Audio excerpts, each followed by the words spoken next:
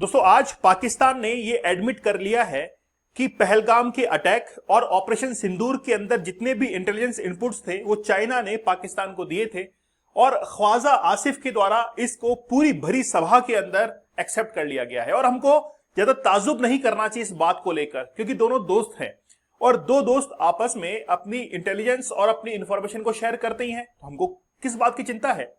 चिंता इस बात की है कि पाकिस्तान को जिस तरीके से ऑपरेशन सिंदूर के अंदर हमने धोया और साथ ही में चाइना का एयर डिफेंस सिस्टम जो कि पाकिस्तान के अंदर लगा हुआ था उसको हमने पूरी तरीके से तबाह कर दिया, इस बात की चिंता पाकिस्तान को थी।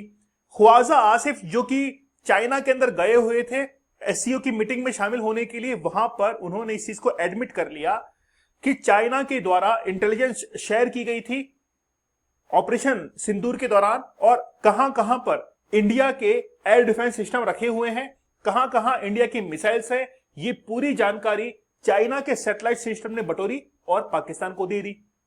क्या आप लोग सरप्राइज हैं? नहीं होना चाहिए, क्योंकि ख्वाजा आसिफ ने खुद कहा कि अगर हम दोनों दोस्त हैं तो आपस में इंफॉर्मेशन को क्यों शेयर नहीं करेंगे। तो हमारे लिए कोई सरप्राइजिंग ये सब्जेक्ट नहीं है। हमने पहले भी देखा था यूएसए की एक कंपनी थी जिसने पाकिस्तान की कंपनी को पहलगाम की पूरी सैटेलाइट इमेजेस दी थी हाई रेजोल्यूशन के साथ में, और फरवरी 2025 के अंदर ये इमेजेस की संख्या ज्यादा बढ़ गई थी। तो पाकिस्तान की वो कंपनी जो कि अमेरिका के कंपनी के साथ में इमेज को डिमांड करती है और वहां से इमेज पाकिस्तान के अंदर पहुंचती है और फिर उसके बाद में पहलगाम अटैक होता है। तो इसका मतलब है चाहे यूएसए हो, चाहे चाइना हो या कोई भी देश हो, हमको अब इस कंडीशन के अंदर जियोपॉलिटिक्स को बड़ा अच्छे समझना पड़ेगा कि कौन हमारा दुश्मन है और कौन हमारा दोस्त है। खास बात यह है कि चालाक दुश्मन से ज्यादा खतरनाक होता है मूर्ख दुश्मन। आप लोग समर्थन करेंगे इस बात का? कैसे? चालाक दुश्मन अपने बेसिस के ऊपर अपने स्ट्रेटजी को हमेशा प्लान करता है, लेकिन जो मूर्ख दुश्मन होता है पाकिस्तान जैसा, उसके पास में कोई सामान तो नहीं है लेकिन वो बार बार अटैक के बारे में सोचता है, बार बार वो गलतियां करता है लेकिन अपने पैरों की तरफ नहीं देखता है। तो मोर जब नाचता है तो मोर नाचे लेकिन अपने पैरों की तरफ देखे कि पैर कमजोर हैं। आप देखिए मोर का शरीर जो होता है वो बहुत बड़ा होता है लेकिन उसके पैर बड़े कमजोर होते हैं। पाकिस्तान की ऐसी ही हालत है कि नाचे लेकिन अपने पैरों की तरफ जरूर देखे। चलिए बात करते हैं बड़ा डिटेल के अंदर और चाइना के उस सैटेलाइट सिस्टम के बारे में बताऊंगा जो कि जीपीएस के इक्विवेलेंट वो काम कर रहा है। पाकिस्तान डिफेंस मिनिस्टर ख्वाजा आसिफ ने यह एडमिट कर लिया है कि चाइनीज जो इंटेलिजेंस सपोर्ट है अगेंस्ट इंडिया वो पाकिस्तान को दिया गया था। अब देखिए क्या क्या उन्होंने कहा, मतलब बड़बोलापन कैसा है इनका, वो देखिए। In a significant and controversial revelation China provided Islamabad with crucial intelligence, मतलब जो बहुत जानकारी, बहुत इंपॉर्टेंट जानकारी थी, अहम जानकारी थी, वो पाकिस्तान के साथ में शेयर की गई जिस समय वो इंडिया के साथ में एंगेज था। और उसके साथ में ही इंडियाज एयर डिफेंस सिस्टम की जानकारी पाकिस्तान को दी गई चाइना के द्वारा। साथ ही के अंदर भारत की क्या प्रिपरेशन है between India and Pakistan tensions. अब देखिए 22 अप्रैल को पहलगाम अटैक हुआ, 26 लोग हमारे मारे गए और वो जो आतंकवादी थे वो पाकिस्तान के हैं, इस बात को ऑलरेडी इंडिया जो है वो साबित कर चुका है। क्योंकि रिसेंटली आप लोगों को पता होगा कि आप लोग जब कश्मीर जाएंगे ना तो कश्मीर के अंदर पहाड़ों पर आपको छोटी छोटी झोपड़ियां नजर आएंगी। आपको लगेगा कि यार इन झोपड़ियों के अंदर कैसे रहते होंगे लोग, वहां तक कैसे पहुंच जाते हैं। उन्हीं झोपड़ियों के अंदर एक झोपड़ी ऐसी थी जहां पर आतंकवादियों को पनाह दी गई और वो आतंकवादी 42 डेज तक, 42 दिनों तक वहां पर रुके और वहां पर उन्होंने पूरा काम किया। जैसे उन्होंने घोड़े चराए, उन्होंने फल सब्जियां सब कुछ बेची है और उसके बाद में पहलगाम इस अटैक को अंजाम दिया है। तो 22 अप्रैल को यह अटैक हुआ, उसके बाद में हमने ऑपरेशन सिंदूर लॉन्च कर दिया और ऑपरेशन सिंदूर अभी जिस समय मैं लेक्चर को रिकॉर्ड कर रहा हूं उस समय भी ऑपरेशन सिंदूर चल रहा है। अब बाद में इंडिया ने यह कहा कि पाकिस्तान के जितने भी पर्सोनल्स हैं, जितने भी लोग हैं, वो पाकिस्तान के अंदर लौट जाएं, हमारी तरफ से जवाबी कार्रवाई होने वाली है। तो जो पाकिस्तान एम्बेसी थी वो पूरी तरीके से खाली हो गई और उसके बाद में इंडिया ने रिटालिएट किया। हमने जो आतंकवादी ठिकाने थे उनको उड़ा दिया वहां से। अब ये बात पाकिस्तान को हजम नहीं हो रही थी। जैसे हमने उड़ाया उसके बाद में पाकिस्तान ने क्या किया कि शिमला एग्रीमेंट को तोड़ दिया। हमने भी क्या किया था, उससे पहले जो इंडस वाटर सिस्टम है उसको पूरी तरीके से ब्लॉक कर दिया। पाकिस्तान ने शिमला एग्रीमेंट को तोड़ दिया और शिमला एग्रीमेंट को तोड़ने के बाद फिर ये कहासुनी जो है वो थोड़ी और बढ़ी। हमने आतंकवादी ठिकाने जो है वहां से उड़ा दिए। इस दौरान पाकिस्तान को अपने एयर डिफेंस सिस्टम जो कि चाइना से लिया हुआ था उस पर पूरा भरोसा था, लेकिन हमारा जो एयर डिफेंस सिस्टम था आकाश, हमने S-400 का तो बहुत कम इस्तेमाल किया या ना के बराबर किया। हमारा खुद का इंडिजीनियस जो एयर डिफेंस सिस्टम था आकाश, उसका इस्तेमाल करके हमने पाकिस्तान के सारे मिसाइल्स, ड्रोन्स वगैरह उनको इंटरसेप्ट करके हवा में ही उड़ा दिया। अब पाकिस्तान को लगने लगा कि यार ये क्या है, इसलिए अब उसने चाइना से बात करना शुरू कर दिया कि आखिरकार हमको ये बताओ कि इंडिया का एयर डिफेंस सिस्टम कहां कहां पर है, ताकि हम लोग उस पर अटैक कर सके। तो इस बात को लेकर, इस बात की ये जो इंफॉर्मेशन थी पूरी की पूरी, ये किसने शेयर कर दी? चाइना ने पाकिस्तान के साथ में शेयर की थी, और इसको पूरी भरी सभा के अंदर, मीटिंग के अंदर, एससीओ की मीटिंग के अंदर क्या कर दिया है? एडमिट कर लिया है। अच्छा, एससीओ की मीटिंग के बारे में मैंने आपको ऑलरेडी बता दिया था।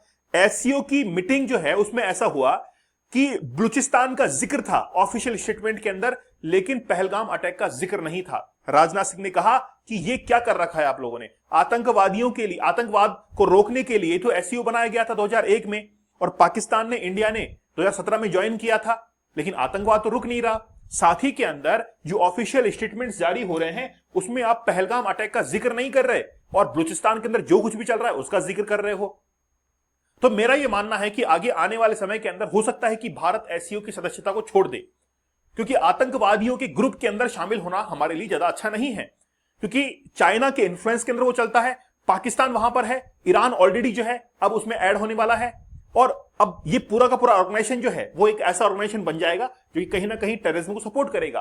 तो इंडिया के लिए यह अच्छा होगा कि हम लोग वहां से विड्रॉ कर लें और इससे बाहर हो जाए, क्योंकि चाइना के ग्रुप के अंदर शामिल होना कहीं ना कहीं हमारे लिए अमेरिका जो है उसके पॉइंट ऑफ व्यू से गलत हो सकता है। तो हमको एक नॉन अलाइंड जो है वहां पर एक स्टैंड लेना चाहिए और एससीओ से विड्रॉ कर लेना चाहिए। अब इसमें क्या हुआ, तो ऑपरेशन सिंदूर के दौरान हमारे जहां पर भी एयर डिफेंस सिस्टम था उसकी जानकारी चाइना ने पाकिस्तान को दी। It is normal for nations to share. मतलब ये व्यक्ति क्या कह रहा है, डिफेंस मिनिस्टर जो है पाकिस्तान का, वो क्या कह रहा है कि इट इज नॉर्मल, ये बिल्कुल नॉर्मल है, और हम लोगों को भी ज्यादा गंभीर नहीं लेना चाहिए, ज्यादा सीरियस नहीं लेना चाहिए। और ऐसा इसलिए कह रहा हूं कि यार वो दोनों दोस्त हैं आपस में, इंटेलिजेंस को शेयर करेंगे ही ना, क्यों नहीं करेंगे, बताओ करेंगे क्यों नहीं। हमको हमारी तरफ से प्रिपेयर होना है कि चाहे वो इंटेलिजेंस को कितना भी शेयर क्यों ना कर दे, हम हमारी तरफ से इतना वेल प्रिपेयर रहेंगे कि चाहे चाइना आए या फिर पाकिस्तान आए, हमको उनका रिटेलिएट करना आना चाहिए। ठीक है। दूसरा देखिए, चाइना फेसेस चैलेंजेस। अब चाइना को यह पता है कि इंडिया जो है वो चैलेंज प्रेजेंट कर रहा है चाइना के सामने, तो ये जो चैलेंजेस थे वो चाइना के सामने आ गए थे, इसीलिए चाइना ने पाकिस्तान जैसे इस देश को डेवलप किया है। नहीं तो पाकिस्तान कब का बर्बाद हो चुका होता, चाइना सपोर्ट ना करता तो वो बर्बाद हो चुका होता। चाइना ने इसीलिए उसको रोटी खिलाई है ताकि वो इंडिया के ऊपर अटैक कर सके।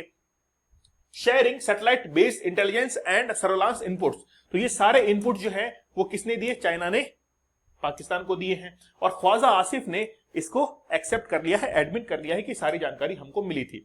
अब देखिए एक्चुअली में क्या हुआ कि जो टेरर अटैक हुआ था पहलगाम के अंदर जम्मू कश्मीर में 22 अप्रैल को, उसके बाद में हमने टेररिस्ट कैंप को टारगेट करना शुरू किया। पाकिस्तान को लगा कि ये टेररिस्ट नहीं है, पाकिस्तान को लगता है कि वो टेररिस्ट नहीं है, इसीलिए उनके जनाजे के अंदर पाकिस्तान के आर्मी ऑफिशियल्स जो अधिकारी थे वो शामिल हो रहे हैं। और नमाज कौन, यानी कि उस समय वो जो पढ़ रहा है उसको वो कौन पढ़ रहा है, वहां का आतंकवादी पढ़ रहा है, ये बड़ा ताजुब था। ठीक है, चलिए, तो इस एक्चुअली में इसमें क्या हुआ कि report indicate that Indian missiles struck and destroy 11 Pakistani जो एयरबेस थे उनको हमने क्या किया था, तबाह किया था, और ये सारे इंटेलिजेंस जोनों के साथ में शेयर हो रही थी। तो हमको लेकर ज्यादा ताजुब नहीं करना चाहिए। लेकिन चाइना ने कैसे किया, देखिए चाइना के पास में ग्लोबल नेविगेशन सैटेलाइट सिस्टम है जिसका नाम है वाईडाउ, है ना, वाईडाउ नेविगेशन सिस्टम है। इसके अंदर कुल 30 सैटेलाइट्स हैं, 30 सैटेलाइट्स हैं। It was developed to provide independent positioning. Actually में क्या है कि ग्लोबल लेवल पर जीपीएस चलता है, ग्लोबल पोजिशनिंग सिस्टम, जो कि यूएसए का है, और यूएसए के जीपीएस के अंदर कुल 25 सैटेलाइट्स हैं, जिनमें से 23 एक्टिव रहते हैं हमेशा, और जो 2 हैं वो हमेशा स्टैंड बाई पर रहते हैं, ताकि अगर 23 में से कोई खराब हो तो वो उसकी जगह ले सके। तो चाइना ने ये सोचा कि खुद का जीपीएस क्यों ना डेवलप कर लें, इसीलिए उसने अपने एक मिशन जो है वो लॉन्च किया 2000 के अंदर, जिसने सन 2000 से लेकर 2017 के बीच में कुल 29 सैटेलाइट छोड़े।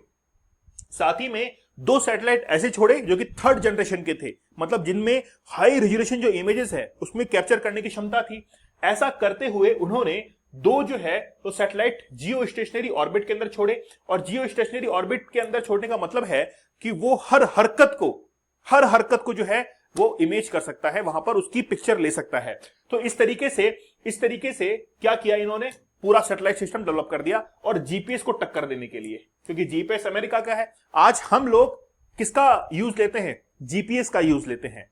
तो जीपीएस आप गूगल मैप वगैरह देखते हैं तो जीपीएस का उसमें योगदान होता है। हम खुद का, हमारा नाविक जो इंडिजीनियस है नेविगेशन सिस्टम है, उसको हम लोग डेवलप कर रहे हैं। अब तक हमने 7 सैटेलाइट छोड़ दिए हैं, आपने सुना होगा IRNSS 1A 1B है ना, इस तरीके से। तो 7 सैटेलाइट अब तक हमने छोड़ दिए हैं। धीरे धीरे हम खुद का जीपीएस सिस्टम डेवलप कर लेंगे, फिर अमेरिका की जरूरत नहीं पड़ेगी हमको, और हम लोग पार्शियली यूज करने लग गए हैं उसको। तो आज चाइना ने इसी सैटेलाइट सिस्टम का यूज करते हुए पाकिस्तान को पूरी इंफॉर्मेशन दी। अब भारत के ऊपर क्या इंपैक्ट पड़ेगा, कुछ भी नहीं पड़ेगा। भारत को इससे घबराने की आवश्यकता नहीं है। इंटेलिजेंस जो है वो पहले भी शेयर होती आई थी और आज भी शेयर होती है। तो पाकिस्तान चाइना के साथ में शेयर करेगा, चाइना जो है वो पाकिस्तान के साथ में शेयर करेगा, चाइना अफगानिस्तान के साथ में शेयर करेगा, चाइना ईरान के साथ में शेयर करेगा। तो वो क्यों नहीं करेंगे, दोस्त हैं आपस में, करेंगे। लेकिन हमको वेल प्रिपेयर रहना है कि चाहे कैसी भी इंटेलिजेंस ये शेयर कर दे, हमको हमारी स्ट्रेटेजी है जो है उसको बड़ा वेल प्लान रखना है। ठीक है, तो हमको घबराने की आवश्यकता नहीं है। अगर कुछ भी करिए तो आप लोग मुझे कमेंट सेक्शन में ये बताइएगा आखिरकार कि पाकिस्तान को एक अच्छा जवाब कैसे दिया जा सकता है। हम लोग ऐसी क्या स्ट्रेटेजी अपनाएं जिससे पाकिस्तान को जवाब मिल जाए, मतलब सांप भी मर जाए और लाठी भी ना टूटे, है ना। ऐसे ये आप लोग को बताना है। चलिए, तो आप लोग हमारा 75 डेज का हार्ड चैलेंज जरूर ज्वाइन कीजिए। 75 डेज का चैलेंज लीजिए एक बार। अगर आप लोग कहीं ना कहीं पोर्नोग्राफी देखते हैं तो मैं आपसे कहता हूं कि आपका सबकॉन्शियस माइंड कहीं ना कहीं डिस्टर्ब रहता है। अगर वाकई में आप में दम है तो एक बार जरूर एक्सेप्ट करना और 75 डेज तक बिना पोर्नोग्राफी के रहिएगा। और अगर देखेंगे तो इसका मतलब है कि आप लोग एडिक्शन में हैं, और फिर आप लोग खुद जज कर लीजिएगा। तो आप लोग जरूर इसको डाउनलोड कीजिए, ऐप पे जाइए, स्टडी क्लोज की ऐप पे, और इस कोर्स को अवेल कीजिए। अभी ऑफर भी चल रहा है दीपक इंद्रा ऑफिशियल टेलीग्राम और इंस्टाग्राम पर। आप लोग मुझे जरूर ज्वाइन कीजिएगा। आपके कमेंट का इंतजार रहेगा। तब तक के लिए धन्यवाद, थैंक यू, जय हिंद।